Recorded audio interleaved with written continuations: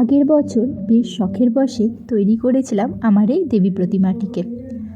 এই ভাঙাচোরা ট্রেটাকে দেখে মনে করেছিলাম এটার ওপর কী তৈরি করা যায়।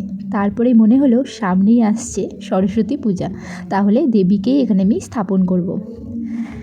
তো মোল্ডেড ক্লে ও ওয়ালপুট্টি দিয়ে তৈরি করেছিলাম আমার এই দেবী প্রতিমাটিকে। তবে যারা আমার মতো নতুন, মানে আমি তো এই দেবী প্রতিমাটিকে একদম প্রথমবার তৈরি করেছিলাম, তো আমার মতো যারা নতুন তারা এই কাজটা করতে পারো। প্রথমেই রেসিন বেস ও হার্ডেনারটাকে পুরোপুরি মিক্সড না করে অল্প অল্প করে কেটে নিয়ে মিক্স করে সেটা দিয়ে কাজ করতে পারো। পুরোটা মিক্সড করে নিয়ে কাজ করলে কি হবে, সেটা পরে গিয়ে একদম শক্ত পাথরের ডেলা তৈরি হবে, আর যেটা দিয়ে তোমরা কোনো কাজই করতে পারবে না। আমি যেটুকু অভিজ্ঞতা পেয়েছি এই কাজটা করতে গিয়ে তোমাদের সাথে সেটুকু শেয়ার করছি।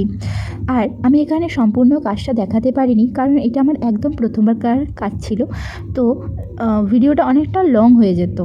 তবে তোমরা যারা চাইছো আমার থেকে এই ধরনের দেবী প্রতিমা কিনতে আর ঘরে সুন্দর করে সাজিয়ে রাখতে, তাদের বলবো স্ক্রিনে দেওয়ার একটা নাম্বার আছে, সেটাতে তোমরা যোগাযোগ করে নিও।